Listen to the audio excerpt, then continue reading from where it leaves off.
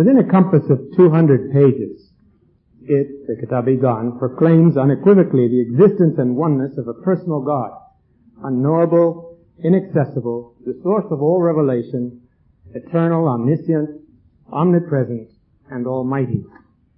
Asserts the relativity of religious truth and the continuity of divine revelation. Affirms the unity of the prophets, the universality of their message, the identity of their fundamental teachings, the sanctity of their scriptures, and the twofold character of their stations. Denounces the blindness and perversity of the divines and doctors of every age. Cites and elucidates the allegorical passages of the New Testament, the abstruse verses of the Quran, and the cryptic Mohammedan traditions which have bred those age-long misunderstandings, doubts, and animosities that have sundered and kept apart the followers of the world's leading religious systems.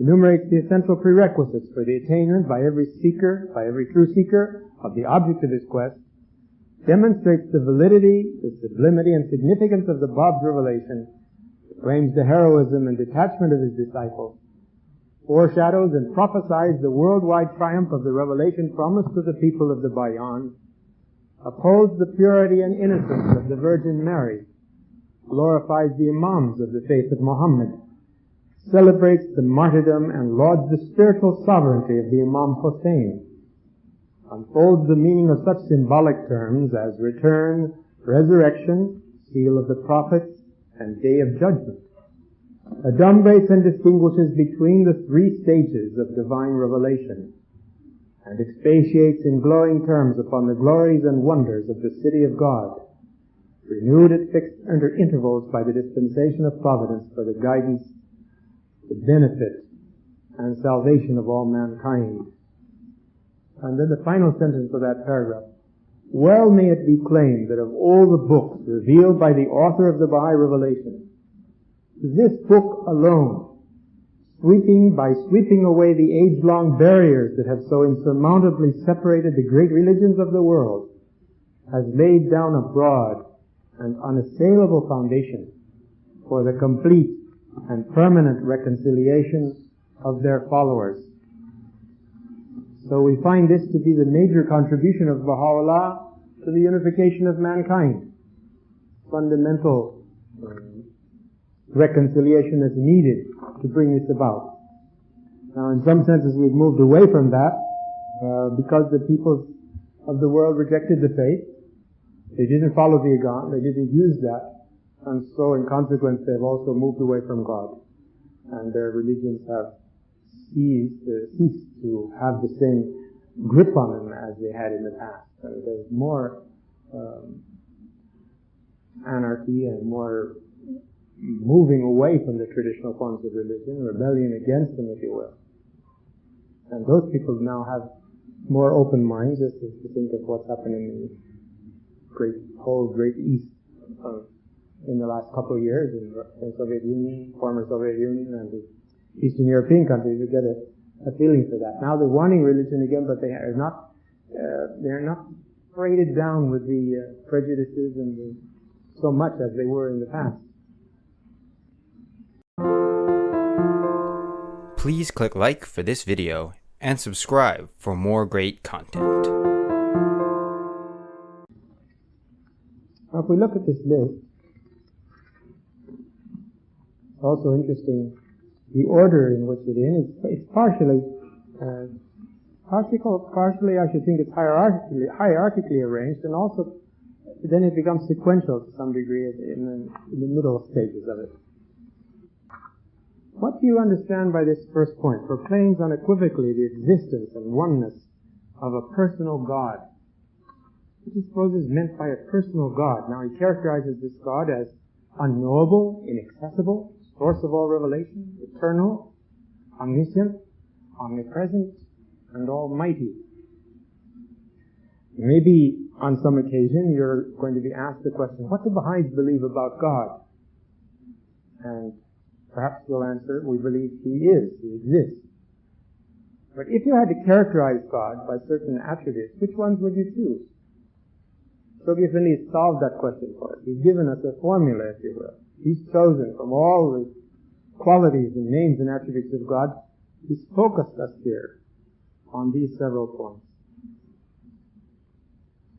We know that we can't know God directly, that actually Abdu'l-Baha says in some answered questions that the essential names of God are the same as the essence of God, and therefore they are completely unknowable. That these attributes that we attribute to him are really to show that we don't limit him in any way ourselves.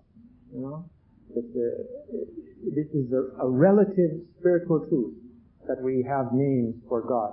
But the manifestation of God is guided us in this. And he is the source and center of these divine names. And through the manifestations and prophets of God, we come to understand something of their significance, the force of their operation.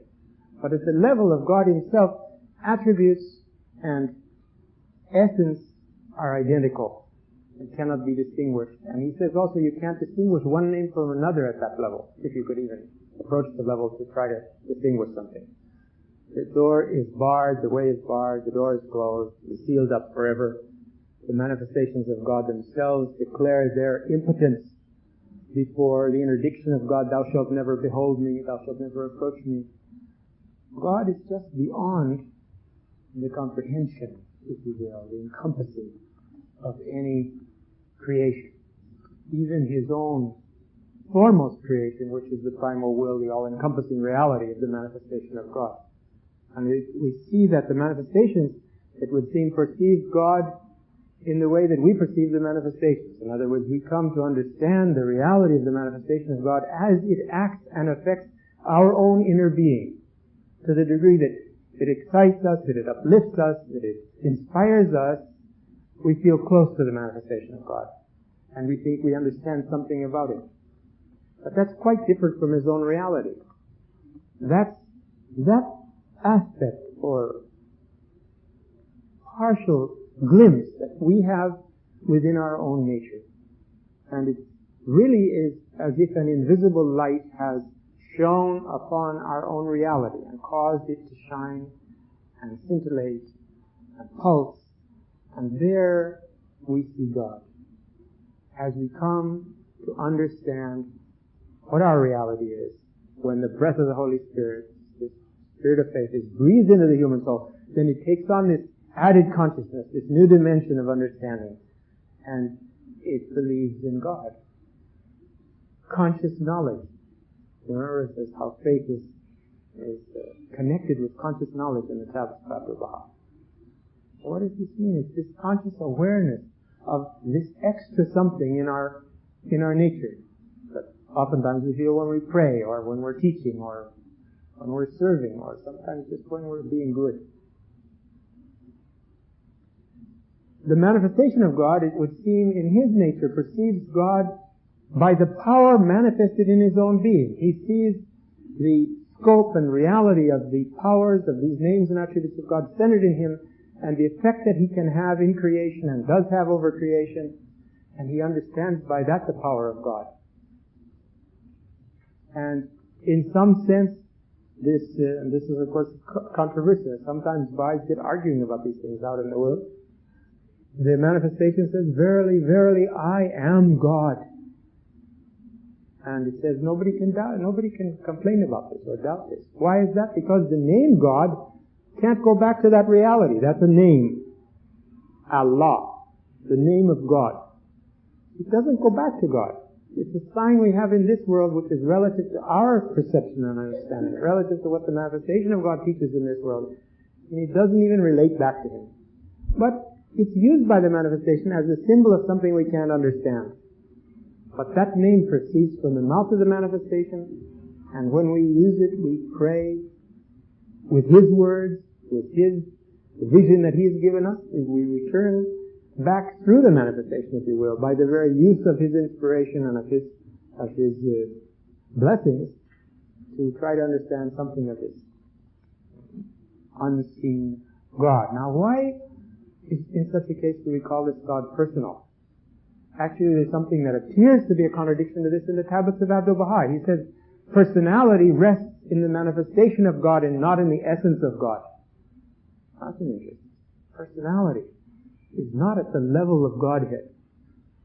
It appears at the level of the manifestations of God. So we see that there's no embodiment, he tells us, for God. There's no characterization that you can make of him. In fact, when you pray to God and you have something in mind, that surely is not God. And that's what he says, this is the God of your own making, the God of your own imagination. And this is why Abdu'l-Baha advises us so strongly, over and over, direct your prayers to the manifestation of God. It's something objective you can think about and you can address yourself to. But realize that it goes beyond him, because there is an all-seeing, all-hearing God that's there.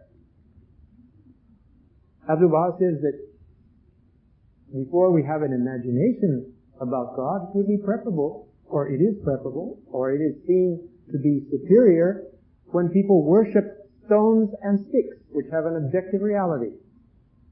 And he talks about the idol worshippers of the past. He says that at least was better than someone who imagines God to be a pink cloud, or something very far off and shining from a very distant space, or something like that. Remember, Baha'u'llah says that, behold me, and when the voice of God is, behold me standing within me. You know, that we should look that our heart is the place for the revelation of God. That's the only place that God is captured, if you will. And then even that means this light of God. Abdu'l-Baha, explaining this very verse, the God who stands within us, says that this within is not the within of wine in a glass, it's the within of a ray of light in a mirror.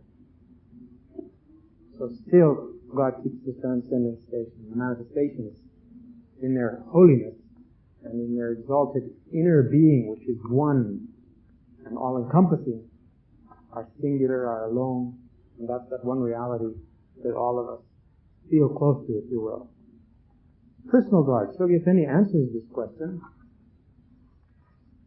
What is meant by personal God is a God who is conscious of his creation, who has a mind, a will, a purpose, and not, as many scientists believe, an unconscious and determined force operating in the universe. Such a conception of the divine being as the supreme and ever-present reality in the world is not anthropomorphic, for it transcends all human limitations and forms, and does by no means attempt to define the essence of divinity, which is obviously beyond any human comprehension. To say that God is a personal reality does not mean that he has a physical form or does in any way resemble a human being. To entertain such a belief would be sheer blasphemy. This is a letter dated 21 April 1939 on behalf of the Guardian. Now, anthropomorphic, anthropo is man, and morphic is form, in other words, in the form of man, anthropomorphic. Supreme and ever-present reality. There are just a few spots. Also in the Promised Days Come, Shoghi Effendi refers where he's listing the themes that Baha'u'llah has touched upon in the tablets to the kings and rulers. He there also has a brief line summarizing something about God with his essential qualities. You can look that up and add that together with the one that's here. And try to memorize them, have it so that you could speak about it, you could mention it. One could give a talk, one could talk about the appearance and the effect of these names of God that have been mentioned here. First of all, of his existence, of his oneness, of his unknowability, that he's inaccessible, and yet he's omnipresent, that he's the source of all revelation, his nature being eternal, which gives us the hope of sharing in that eternity by his grace, that he's all-knowing, that he's almighty. Now, the second point asserts the relativity of religious truth and the continuity of divine revelation. By the way, friends, this list is made in this strange way of being all printed down one column instead of going across the page all the way, to allow you space to add in the page numbers from the Iqan where you can find these themes. And I suggest that if you've had a general read now of the book, that you go back and search for these themes and try to find them. And put the page numbers where you find these various points. Try to capture all of them.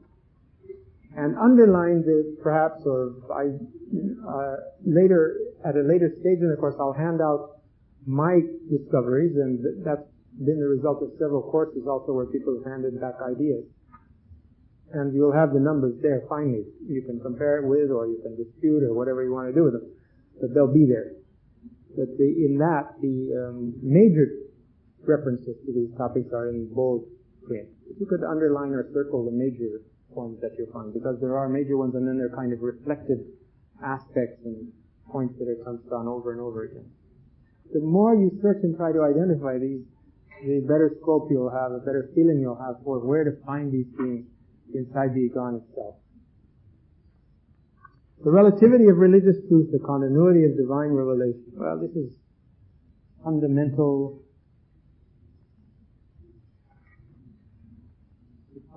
Baha'i principle, as he calls it in other places in his writings. You'll recall from the dispensation of Baha'u'llah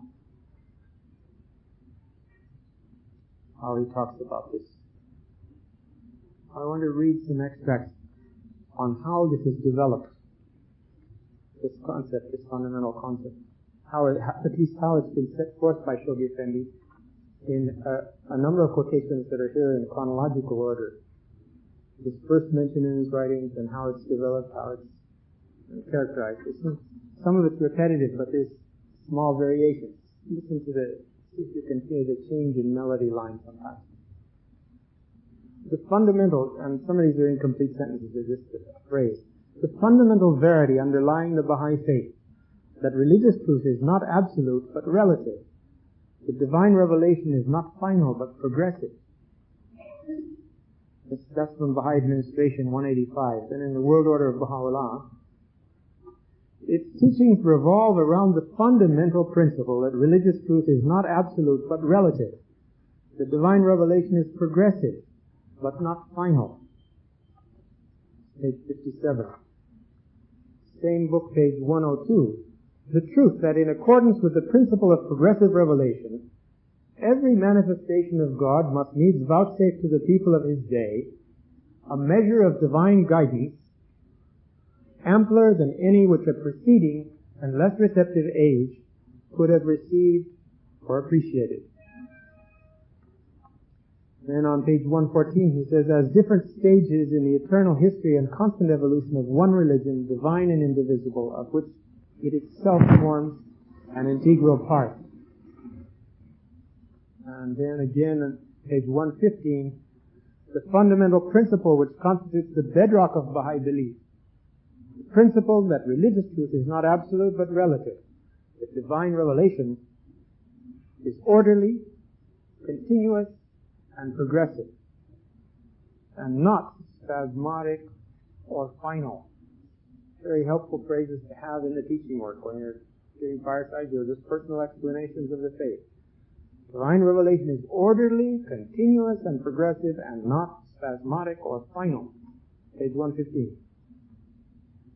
Page 118 he goes on and he says, that from the beginning that hath no beginning, the prophets of the one, the unknowable God, including Baha'u'llah himself, have all as the channels of God's grace, as the exponents of his unity, as the mirrors of his light, and the revealers of his purpose, been commissioned to unfold to mankind an ever-increasing measure of his truth, or of his inscrutable will and divine guidance, and will continue to the end, that hath no end, to vouchsafe still fuller and mightier revelations of his limitless power and glory. So we have the manifestations here characterized as channels of God's grace, exponents of his unity, mirrors of his light, revealers of his purpose. And that the measure of what they give is his truth, of his will, and of his guidance. They offer to us God's truth, God's will, and God's guidance. And fuller and mightier revelations of His limitless power and glory. Page 118. In Promised Days Come, he says, Baha'u'llah inculcates the basic principle of the relativity of religious truth, the continuity of divine revelation, the progressiveness of religious experience. Then God Passes By, page 100, he says, readily and gratefully recognizes their respective, this is the different religions, respective contributions to the gradual unfoldment of one divine revelation, unhesitatingly acknowledges itself to be one link in a chain of continually progressive revelation. And then the final one is from a statement to the United Nations Commission on Palestine, 1947. And this is the fullest one, with various subpoints. And it's very good if you can get a copy of that particular paragraph to hand. The fundamental principle enunciated by Baha'u'llah is that religious truth is not absolute but relative. That divine revelation is a continuous and progressive process. That all the great religions of the world are divine in origin. That their basic principles are in complete harmony. That their aims and purposes are one and the same. That their teachings are but facets of one truth. That their functions are complementary, that they differ only in the non-essential aspects of their doctrines, and that their missions represent successive stages in the spiritual evolution of human society. There's a lot to think about there, to decipher. You can pull together under each of those subpoints other paragraphs and fuller explanations from the writings. Sometimes people say that they're puzzled by this question that religious truth is not absolute but relative. Of course, so is all other truth that we have access to. Scientific truth is the same thing. It's not absolute, but it's relative. And it changes and it transforms. It has its periods, its new paradigms that appear as new understandings come about, and it's possible to gain a larger, a more comprehensive view of a subject, which is again only relative to our experience and our capacity here, and later on will be, no doubt, replaced by other outlooks, other visions. But the manifestation of God, the fact that He says that religious truth, the truth given in divine revelation, is relative, doesn't mean that it's not true. It means it's relative to this realm of existence. It's the kind of truth that man is able to comprehend and understand. Not the reality as viewed from the world of God, if you would. In fact, even viewed from the world of the manifestation, if we would read the hidden words correctly. I think we see there's several places He says, my melody is not in accord with my state, but in accord with your state and your condition. If I were to hint to you the things that God has shown to me or given to me, you wouldn't be able to bear it. So it's also relative to our capacity. This is the same way, isn't it? In school, we have teachings, we have the guidance that's given by our teachers, by our professors, has to be geared to the point of development that we've reached, if it's to be effective. Otherwise, it misses its mark. It may be a lovely lecture, wonderful thing, but we don't quite know how to connect it with anything, and we miss out on its meaning. So the whole nature of knowledge, or of the comprehension of truth, seems to be progressive in each of us. Not only is it relative to what can be understood in this realm of being, and the truths of the same verses, if you will, when we reach higher realms, that is the spiritual world, will have other meanings. I think we mentioned here in the past that there are tablets of Baha'u'llah where he explains that somebody's asking about the meaning of some term in a particular tablet, and he goes on and he says that word for the dwellers in the realm of this realm, it has this significance. But if you were to ask the dwellers in such and such a realm, the meaning is this. Or for those that are in the highest of the dominion on high, then it has this meaning. So we see that there's this both there's the progressive implications and relative meanings of verses of God depending on how we're positioned hierarchically in the spiritual sense. And also within this world we have all of our degrees and stages in the development of our souls, in which we will perceive things differently from 1 minute to the next almost. How much more from 1 year to the next. So this introduction to the Iqan that we have tonight is an introduction to the Iqan. You're thinking about the Iqan now at one stage in your life. Or maybe you studied it 10 years ago. Now you'll come upon it fresh with a whole lot of other experiences, with a different range of perception.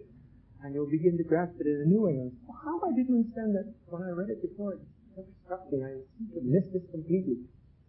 And yet, you got something out of it the last time you read it too. And this is the way we do. We move along. I don't know, I'd like to hear your thoughts about this, because these are my thoughts, not the teachings necessarily, about what does it mean that religious truth is not absolute but relative. Alright, continuity of divine revelation, well, how long will it go on? What's the promise so far we have of revelations to come?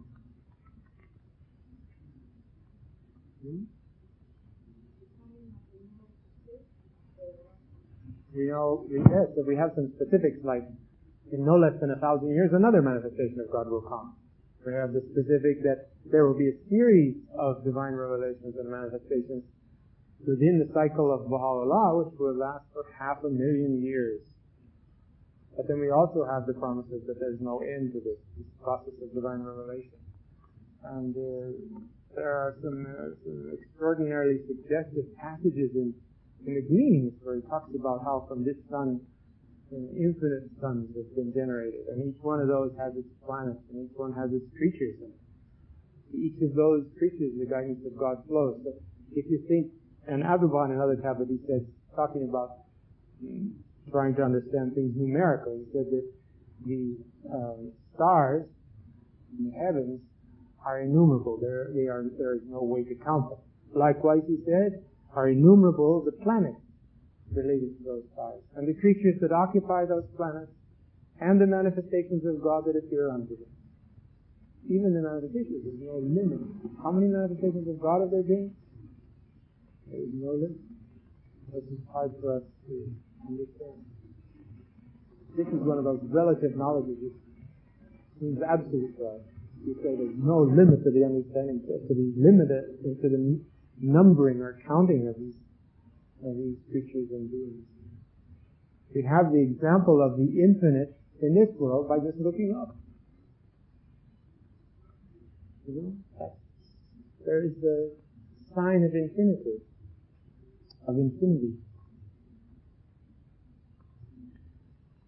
Now he talks about these affirmations that Baha'u'llah makes here in the Iqan. The unity of the prophets, the universality of their message, that all of these major religions that have appeared have really been destined to become universal in their character.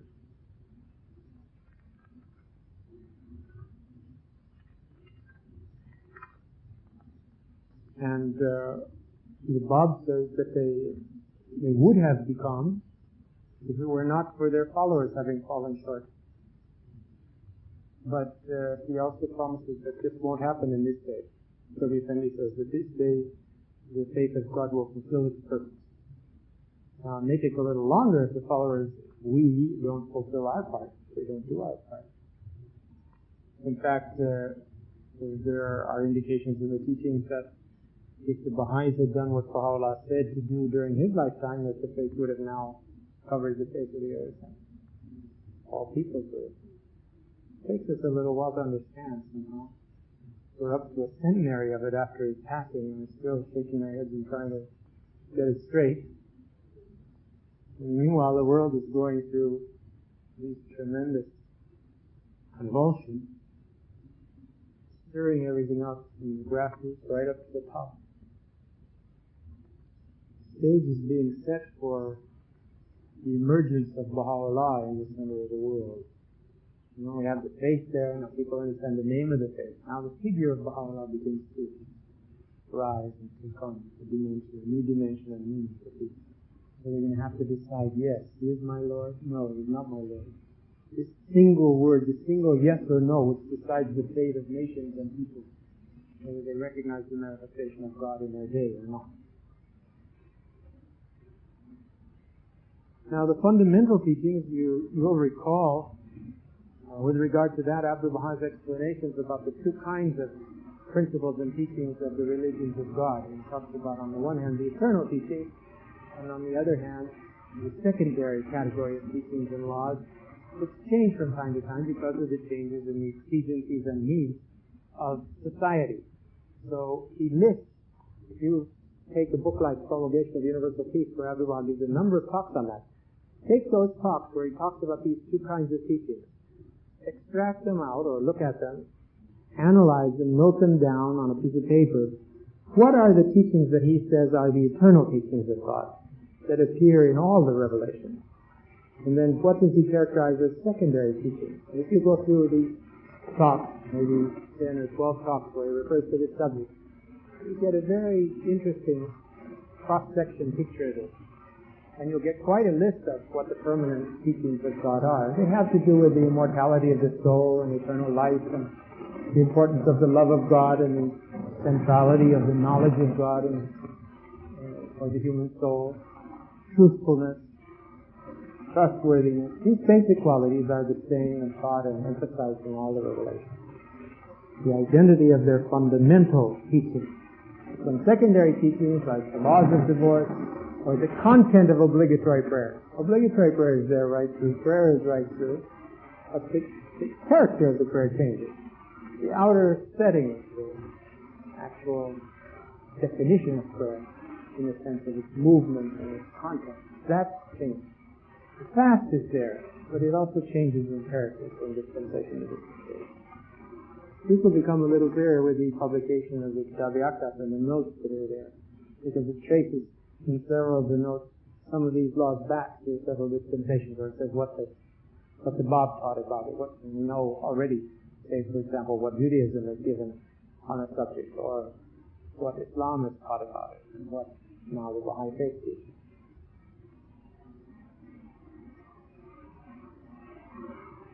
The sanctity of their scriptures is nothing more exalted nor anything to compete with the verses of God. There is no words that human reality can invent which come close to the power, the excellence. That's revealed and spelled out in great detail here in the Iqan itself.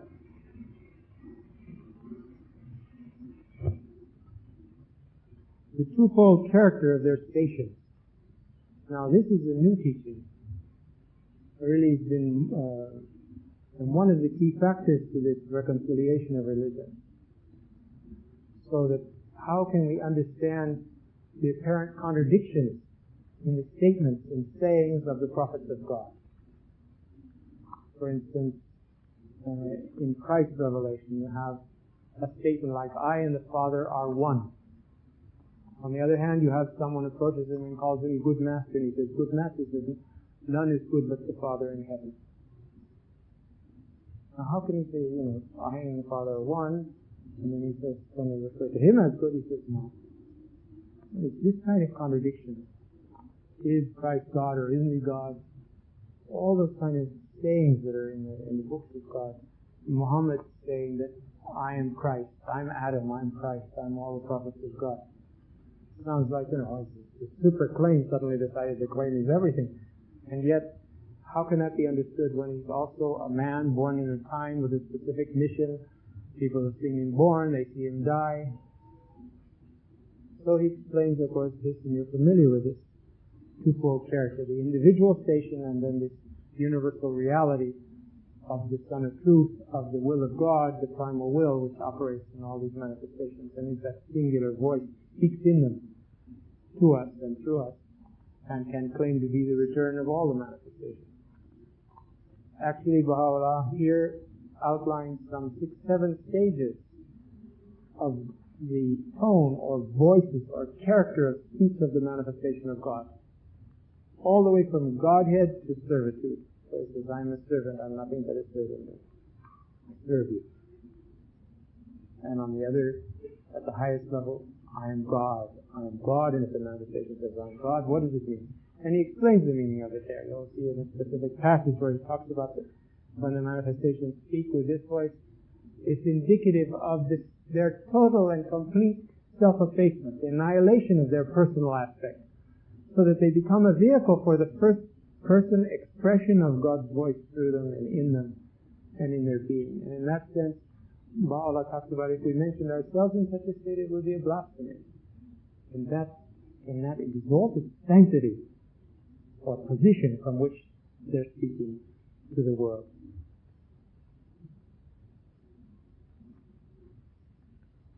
Well, this is a very heavy theme here about the blindness and perversity of the divines and doctors of the age. They carry a major blame for holding back humanity in the different stages of its development. But also, if you notice in Promised Days Come, after Shoghi Effendi cites all these denunciations of the clergy, various religions, and how they have held humanity back at each stage, he also quotes from a number of tablets of Baha'u'llah where he extols the true divines and true spiritual guides. And humanity has had many. There have been saints and great spiritual heroes in the past in the different religions, and Baha'u'llah says they verily are like eyes unto the body of mankind. They are the ones who see, but the rest of the body doesn't. They constitute the eyes of humanity.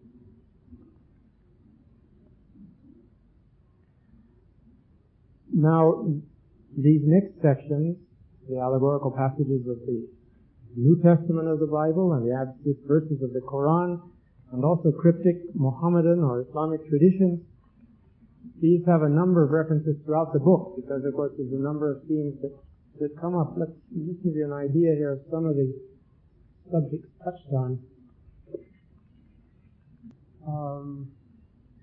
Some of the symbolic terms, the meaning of oppression, of sun, of moon, of the cleaving of the heavens, of the changing of the earth, of the sign of the Son of Man in heaven, of heaven itself, of clouds, of smoke, of angels, of the perversion of the text, of the wolf and the lamb, of life and death, of the trumpet, of the day of resurrection, of the day of judgment, of ascendancy, power, and authority, and the comparison of the term riches and poverty, and the meaning of the presence of God, of the return, of the seal of the prophets, of the first and of the last, and of the veils of glory, and the meaning of spirit.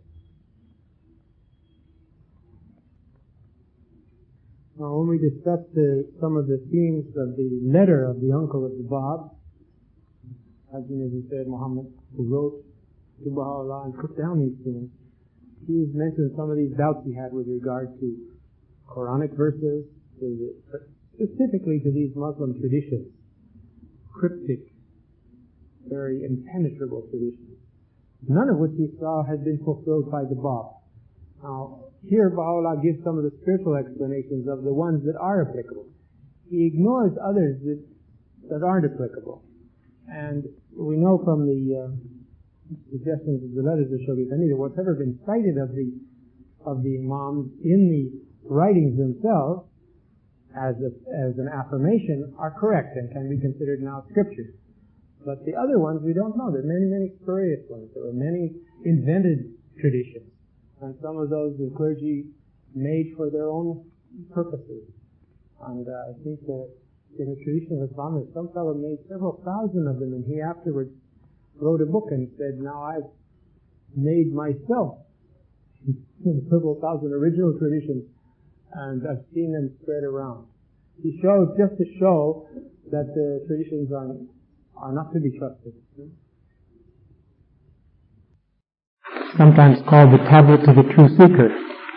There is no such thing as the tablet to the true seeker. That's a misnomer. It's the passage about the true seeker from the Iqan, you could say, but don't say tablet to the true seeker. There's no such thing. It enumerates the essential prerequisites for the attainment by every true seeker of the object of his quest. This is parallel to some of the factors that are involved in the 7 valleys.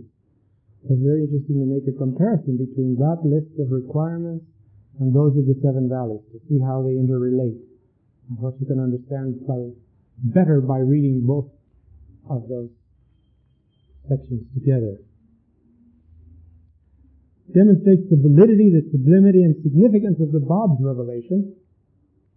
This is the book which Shoghi Effendi has indicated Baha'u'llah wrote to vindicate and defend the revelation of the Bab. And he says there's a parallel work of Baha'u'llah called the Kitáb-i-Iqán, in which he vindicates and defends his own revelation. So in this sense, these books have a parallel significance. The Kitáb-i-Iqán has not been translated nor published. Perhaps in the future it will. It is particularly addressed to the Babis. It has to do with all the concerns and claims and questions of the Babis about why the manifestation of God appeared so soon after one, when they were just ready to exalt the Bab. Now another one came. And some of the Babi leaders, of course, were claiming that no one should come for a long period. I don't know, what is it, the number 1,500 years or something, I don't know, some long period that they said should have to pass first. And Baha'u'llah explains that interpretation of the verse that they derived that from, what is the true significance of that verse and its meaning. It's one of these abjad numerical meanings that they've derived from this verse and then used that as a veil, as in each day in the past.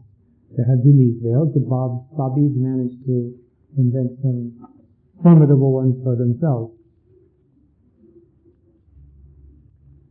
Claims the heroism and detachment of his disciples. This is some little histories there and explanation. So Baha'u'llah says, how could these people have given up what they gave up if they had not seen something greater, some truth?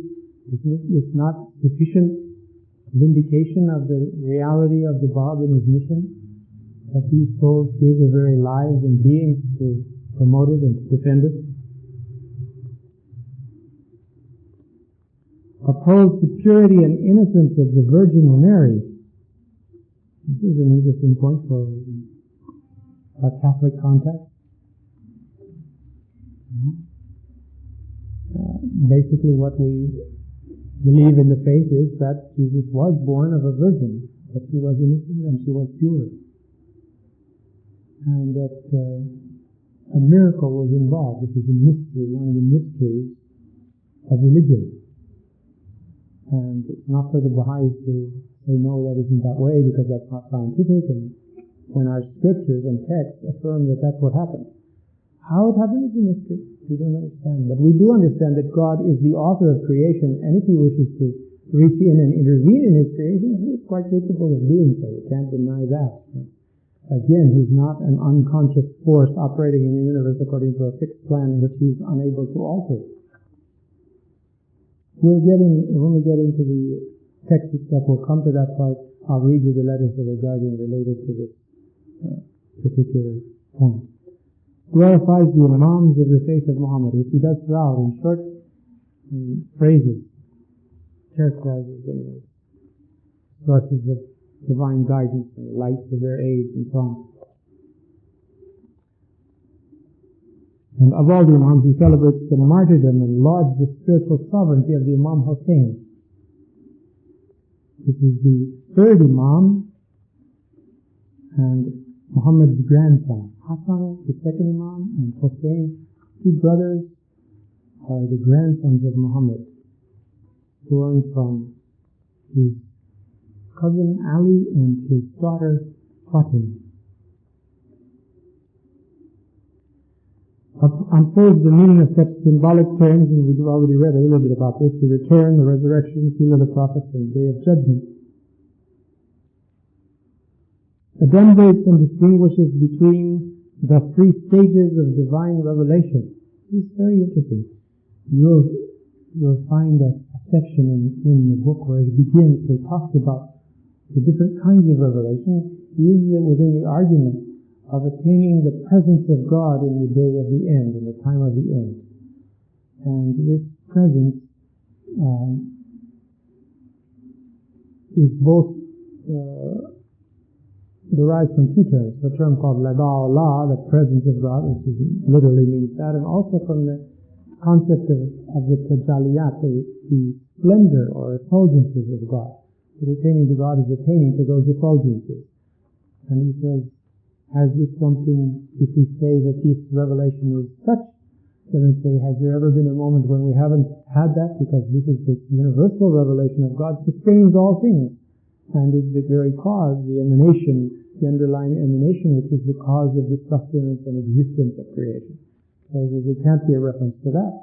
Because if we're talking about the effulgence of God within the Godhead, he refers to another kind of level of revelation. He says, obviously this is beyond our capacity to understand because it's something that takes place in the Godhead. So he says, this leaves the secondary kind of revelation, which is the revelation of the manifestations of God to mankind. And therefore, attainment to the Lord in the time of the end is attainment to the manifestation of God in the time of the end, and the recognition of Him. You'll find this section, you can study it, fascinating. And then finally, it expatiates in glorious terms upon the glories and wonders of the city of God, renewed at fixed intervals by the dispensation of providence for the guidance, the benefit, and salvation of all mankind. And it is towards the end of that passage that he makes a reference to the books of the different manifestations of God. He said, these are the city of God. The Word of God come out from the manifestations of God. And he specifically refers to the book of in whom God will make manifest, that book which will encompass all previous books. So he refers to the Kitáb-i-Iqán in the Kitáb-i-Íqán, prophesies about its coming and the position it will have in the world when it's revealed. This passage, as you'll recall, comes right after the one about the prerequisites for the seeker. He talks about this, and it leads into the rebirth, the meaning of spiritual rebirth or spiritual attainment, spiritual vision on the part of the spiritual seeker, and how he attains then to the wonders and glories of the city of God.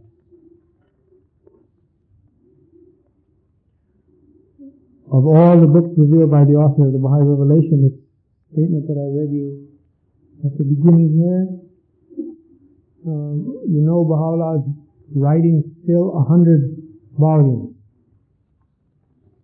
They're not 100 books, there are many more books than that, but when you start compiling tablets and putting them in books, you get a shelf of 100 books. And Shoghi Effendi says, with regard to these are volumes replete with unnumbered exhortations, revolutionizing principles, world-shaping laws and ordinances, dire warnings, and portentous prophecies, with soul-uplifting prayers and meditations, illuminating commentaries and interpretations, impassioned discourses and homilies, all interspersed with either addresses or references to kings, to emperors, and to ministers of both the East and the West, to ecclesiastics of diverse denominations, and to leaders in the intellectual, political, literary, mystical, commercial, and humanitarian spheres of human activity. He says this in God Passage by on page 220.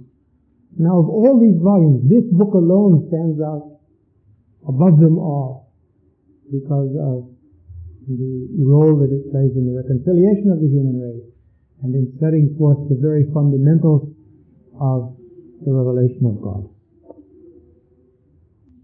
How many of you have gotten through the Iqan now? Have you finished reading the Iqan this time around? Gosh, it's less than last time. I don't know what happened. How many of you are reading the Iqan right now? That's good. I hope you'll get through it and you'll be able to look at these lists and fill in your numbers. What will happen now, we'll start studying actually the text itself, but we have to move. There's no time to do it in great detail. I did it once where we read every verse in class and it took 14 months. So, it's too long, of course, I have lots of things to study. So you have to do homework if you want to keep up with that aspect of the course. Try to read ahead. We'll be covering 50 pages of the text a week.